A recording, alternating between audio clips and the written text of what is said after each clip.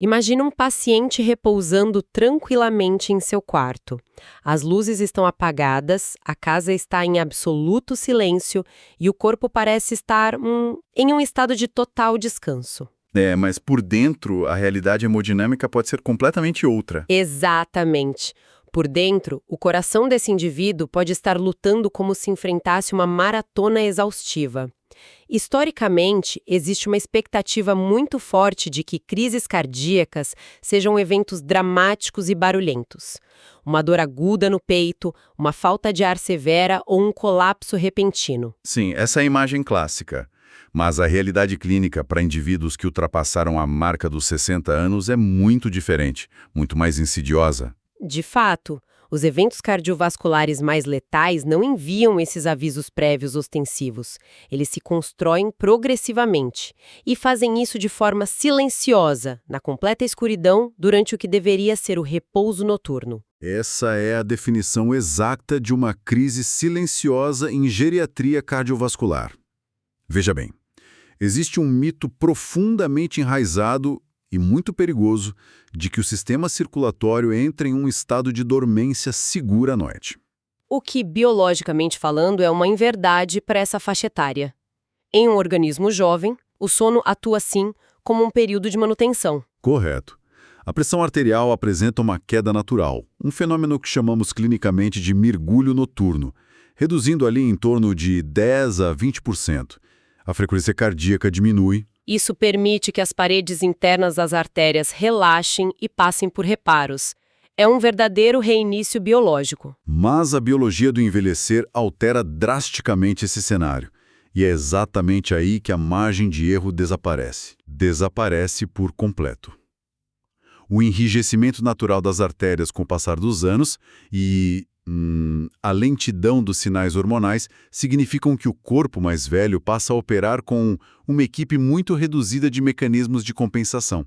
Quer dizer, durante o dia, se houver um estresse, o corpo tem várias defesas secundárias prontas para agir. À noite, o panorama é de extrema vulnerabilidade. Exato.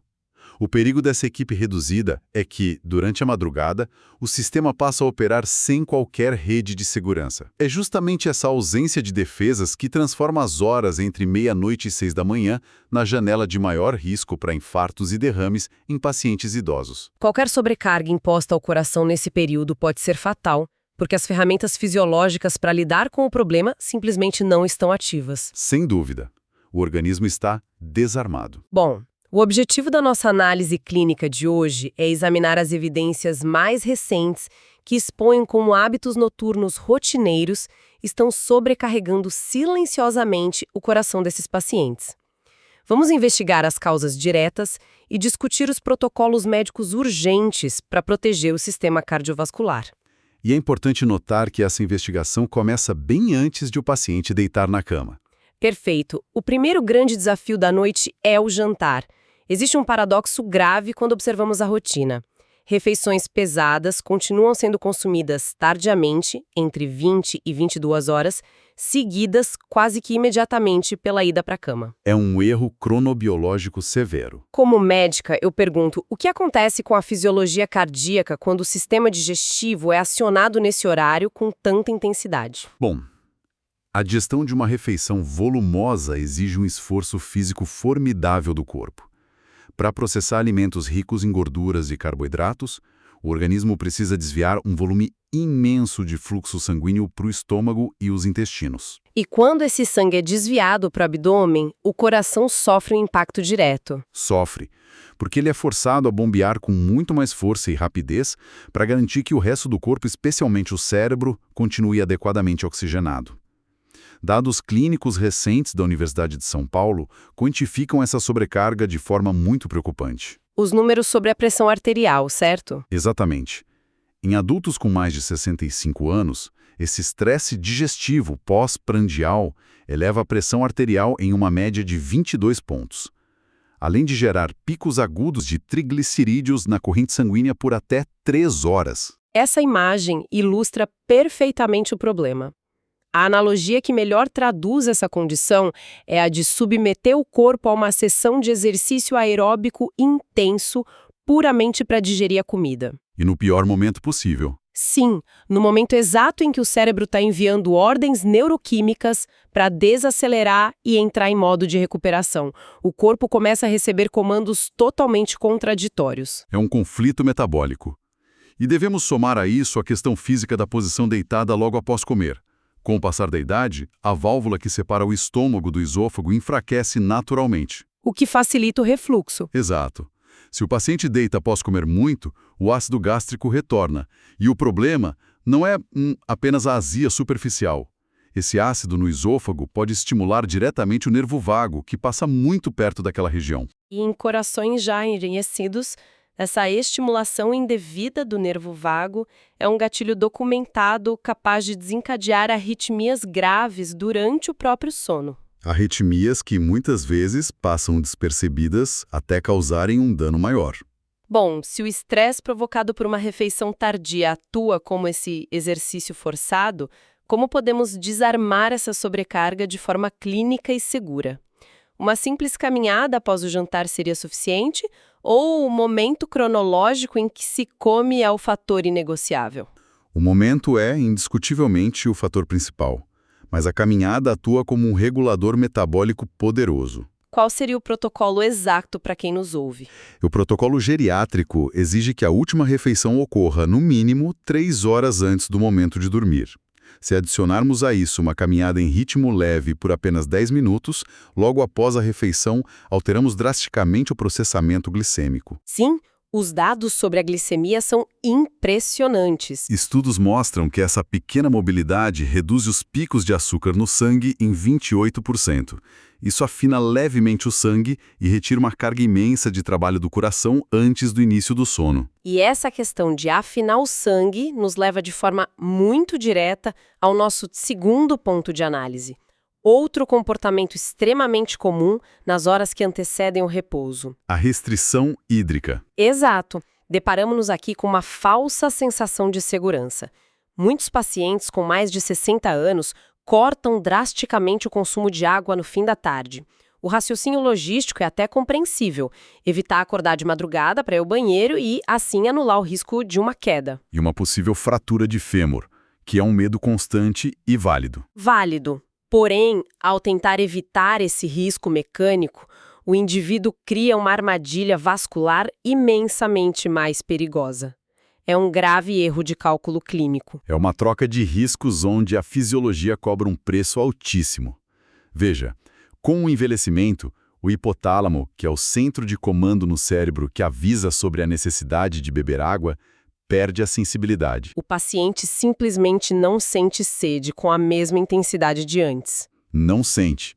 E, simultaneamente, dados estruturais rigorosos da Universidade de Connecticut evidenciam que os rins perdem progressivamente a capacidade de concentrar a urina. Ou seja, o corpo continua perdendo fluidos na mesma taxa, mas não aciona o alarme consciente da sede. O resultado é uma desidratação silenciosa ao deitar. Precisamente. E o impacto prático dessa desidratação crônica noturna no sistema cardiovascular é brutal. Quando privamos o corpo de água, o sangue perde volume líquido e se torna espesso, altamente viscoso. Para visualizar melhor a hemodinâmica desse processo, pensemos na diferença estrutural entre bombear água limpa e tentar bombear mel grosso através de tubos rígidos. É a analogia perfeita para a falha mecânica. Forçar um coração envelhecido a empurrar esse sangue viscoso por artérias que já perderam a elasticidade no meio da noite, quando a frequência já está baixa, é essencialmente a receita primária para uma isquemia. É a base da formação de coágulos noturnos. Quando combinamos sangue espesso, frequência cardíaca lenta, artérias enrijecidas e falta de movimento físico por 7 horas, criamos o ambiente ideal para um derrame. O American Journal of Epidemiology pontua isso de forma muito clara. A desidratação leve no momento de deitar gera níveis de viscosidade sanguínea praticamente idênticos aos observados segundos antes de um derrame isquêmico se concretizar. É um estado de pré-trombose, essencialmente. Diante dessa gravidade, a solução médica não pode ser instruir o consumo de 1 litro de água antes de dormir, o que arruinaria a arquitetura do sono e traria de volta o risco de quedas. Qual é o equilíbrio clínico preciso aqui? A conduta não foca no volume excessivo, mas na retenção inteligente dos fluidos intracelulares. A recomendação médica é a ingestão de cerca de 240 ml de água. O equivalente a um copo pequeno? Exato. Um copo pequeno, idealmente 2 horas antes de dormir. E o segredo do protocolo está nos eletrólitos. Consumir alimentos ricos em potássio no final da tarde, como batata doce ou damascos secos, ajuda as células a segurarem essa hidratação sem encher a bexiga rapidamente. E a inclusão de magnésio também é vital nessa janela, certo? Fundamental, porque o magnésio atua relaxando a musculatura lisa das paredes arteriais. Além disso, manter um copo de água na mesa de cabeceira para qualquer despertar noturno é uma medida primária de segurança. Bom, essa falsa sensação de segurança que vemos na restrição de água repete-se de maneira muito intrigante no estado mental e neurológico do paciente ao deitar. Sim, entramos na neuroendocrinologia do estresse. Porque o corpo pode até estar hidratado e com a digestão finalizada. Mas se o cérebro estiver sob ataque de estímulos elétricos e emocionais, o sistema vascular vai sofrer agressões severas. O uso de telas brilhantes e o estresse psicológico contínuo não prejudicam apenas o descanso da mente. Longe disso. A supressão da melatonina pela exposição à luz azul de celulares e tablets é tratada por muitos médicos apenas como uma causa de insônia. Esse é um erro clínico grave. A melatonina vai muito além de ser um mero indutor do sono. Muito além. Pesquisas de hospitais afiliados a Harvard demonstraram de forma inequívoca que a melatonina atua como um poderoso antioxidante sistêmico. Ela funciona como um escudo químico real, protegendo o revestimento interno dos vasos sanguíneos, o endotélio, contra os danos oxidativos que levam à formação de placas de gordura. Exato. E o detalhe crítico é que a produção natural desse escudo já cai vertiginosamente com a idade. Em adultos acima de 70 anos, o corpo já produz 75% menos melatonina do que na juventude. Ou seja, a reserva já é mínima. Se o paciente bloqueia o pouco que resta usando telas brilhantes na cama, as consequências cardiovasculares são imediatas. Isso explica o alerta de que o uso crônico dessas luzes noturnas eleva em 43% a incidência de problemas cardíacos graves. É um bloqueio iatrogênico autoinduzido. E além da luz física, temos o conteúdo informacional. A ruminação noturna. Assistir a notícias trágicas ou pensar em problemas financeiros antes de dormir. Sim, essa tensão mantém os níveis de cortisol e adrenalina elevados em um momento em que deveriam estar no nível basal mais baixo. Um estudo de 20 anos da American Heart Association e da Universidade Johns Hopkins mostrou dados irrefutáveis sobre isso. E o que esses dados revelaram sobre o risco estatístico? Revelaram que indivíduos com altos níveis de preocupação noturna crônica têm 72% mais chances de sofrer um evento cardíaco fatal. O estresse impede a queda natural da pressão arterial durante a noite. Para que fique absolutamente claro em nossa discussão técnica de hoje, eu questiono como, em termos de fisiologia aplicada, um pensamento intrusivo de ansiedade se converte em dano físico tangível na parede de uma artéria. É uma excelente questão. A conversão do estresse mental em dano estrutural ocorre através da sinalização química. Como um alarme de incêndio biológico ininterrupto. Perfeitamente. Quando o cortisol está persistentemente elevado, ele impede que as células das artérias liberem óxido nítrico. O óxido nítrico é a molécula responsável por alargar e relaxar os vasos. Sem ele, as artérias permanecem tensas, rígidas. E, paralelamente, a adrenalina faz o coração bater com mais força. Exato. O sangue é bombeado com alta pressão contra tubos que estão estreitos e inflexíveis. Esse atrito hemodinâmico constante gera microfissuras na camada interna das artérias. O corpo tenta consertar essas lesões, acumulando colesterol e fibrina no local. Portanto, o estresse crônico atua como uma ferramenta de desgaste mecânico que rasga os vasos de dentro para fora, microscopicamente. Microscopicamente, mas de forma cumulativa e letal. Diante dessa via de destruição mecânica tão direta, qual é a implementação clínica para forçar esse desligamento cardíaco antes de dormir, sem recorrer ao uso excessivo de sedativos? O primeiro passo do protocolo é comportamental. A remoção absoluta de qualquer tela emissora de luz azul 2 horas antes do repouso. Devemos também instruir a prática de exercícios de respiração, como o ritmo 4-7-8, que reduz o tônus simpático rapidamente. E do ponto de vista de suplementação clínica? A intervenção recomendada é a suplementação de 200 a 400 mg de glicinato de magnésio. Dados do National Institutes of Health indicam que essa dosagem reduz o cortisol noturno em idosos em até 39%. Atuando na prática como um freio biológico eficaz. Bom, com o cérebro preparado para o descanso e a química do estresse suprimida, nossa análise avança para as ameaças puramente biomecânicas. Ocorre que o ambiente térmico e a postura não são meros detalhes de conforto. São fatores determinantes de sobrevida noturna. O controle térmico é a nossa primeira linha de defesa ambiental. Como o quarto dita o esforço cardíaco durante a madrugada. Se a temperatura ambiente estiver acima de 22 graus Celsius, o corpo do idoso entra em uma necessidade urgente de dissipar calor. Ele força uma grande vasodilatação periférica e induz o suor. O que agrava severamente aquela desidratação perigosa que detalhamos na sessão anterior, gerando taquicardia compensatória. Exatamente. O coração acelera. Por outro lado, um ambiente resfriado abaixo de 16 graus causa uma vasoconstricção extrema para preservar o calor central. Isso força o miocárdio a trabalhar contra uma resistência vascular periférica imensa. O intervalo clínico seguro é estrito, entre 18 e 22 graus.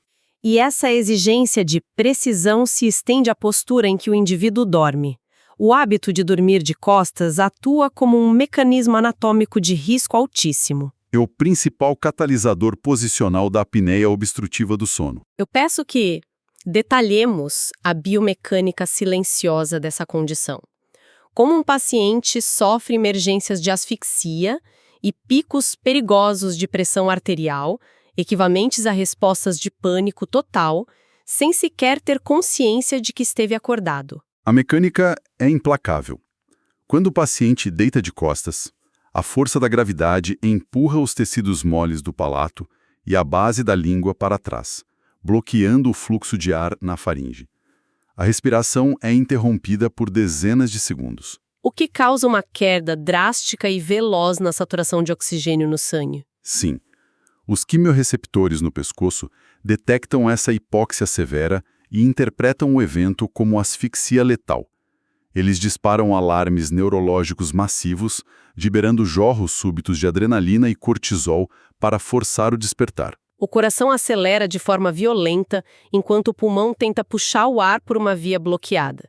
Essa pressão torácica negativa chega a deformar a parede do coração. Despertares, não acorda plenamente, mas o dano vascular foi feito. Um estudo clássico revelou que isso representa um risco 3 vezes maior de infarto agudo. E 58% maior de arritmias fatais durante o sono. Os números são categóricos. Por isso, o protocolo exige que o paciente abandone o decúbito dorsal. A recomendação é dormir de lado, preferencialmente o esquerdo. O decúbito lateral esquerdo, sim, ele reduz a pressão compressiva sobre o coração e sobre a veia cava inferior, melhorando o retorno venoso, além de desobstruir as vias aéreas. E, claro, a busca inegociável por um diagnóstico de apneia e a prescrição de aparelhos CPAP. Bom, para concluir nosso panorama de riscos noturnos, precisamos abordar a falha na barreira médica de proteção química. O conceito de hipertensão noturna. A janela de vulnerabilidade máxima. Sabemos que as horas de maior perigo para derrames e infartos ocorrem ali, entre 3 e 6 da manhã. Contudo, existe um erro crasso no cronograma farmacológico da maioria dos pacientes. É uma desproteção sistêmica. As estatísticas mostram que mais de 60% dos pacientes sêniores tomam a medicação antihipertensiva exclusivamente pela manhã, ao acordar. O que significa que o efeito da droga já se dissipou quase que por completo quando chega a madrugada. Exato.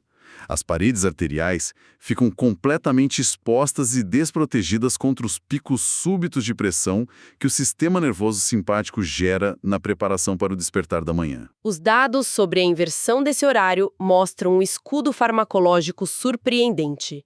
Refiro-me ao estudo do European Heart Journal. O projeto RIGIA foi um estudo monumental. Acompanhou mais de 19 mil pacientes ao longo de 6 anos para testar a cronoterapia antihipertensiva. E os resultados dessa administração noturna foram inegáveis. Inegáveis. A simples mudança do horário da pílula para o período noturno resultou em uma redução de 45% no risco de infarto, 49% na incidência de insuficiência cardíaca. E os números para redução de derrames foram os mais impressionantes, extraordinários, 66% de redução de risco. 66% a menos de derrames, apenas alterando o horário do fármaco. Levanto aqui um contraponto crítico às práticas de rotina. Dada essa letalidade estatística nas primeiras horas da manhã e a robustez desses dados, por que a cronoterapia ainda não é o padrão indiscutível no aconselhamento geriátrico? É uma inércia de conduta clínica que precisa ser rompida imediatamente. A instrução médica rigorosa é que indivíduos em uso de antihipertensivos devem consultar seus médicos especificamente para avaliar a transferência de suas prescrições para o período noturno. Blindando o sistema no momento de maior fragilidade. Exatamente. A proteção química deve estar no pico quando o risco basal atinge o máximo. Atingimos, assim, a necessidade de uma síntese do nosso painel. O controle do risco cardiovascular noturno exige vigilância multifatorial. Eu peço que recapitulemos de forma metódica os 6 pilares de manutenção do paciente geriátrico analisados. Bom, de maneira sistemática. Primeiro, o encerramento precoce da digestão volumosa, 3 horas antes de dormir. Segundo, o controle da viscosidade sanguínea via hidratação precisa. 240 ml de água com eletrólitos.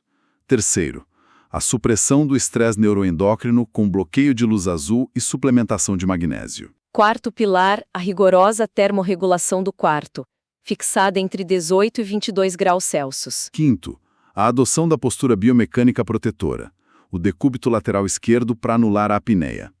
E sexto, o ajuste clínico na janela medicamentosa para combater a hipertensão noturna. A revisão desses protocolos evidencia uma verdade biológica profunda inerente aos dados: a extraordinária resiliência fisiológica do corpo humano. A capacidade de regeneração do endotélio é formidável, desde que os insultos cessem. Há anos, marcadores inflamatórios sistêmicos despencam de forma mensurável assim que esses estressores ocultos são removidos.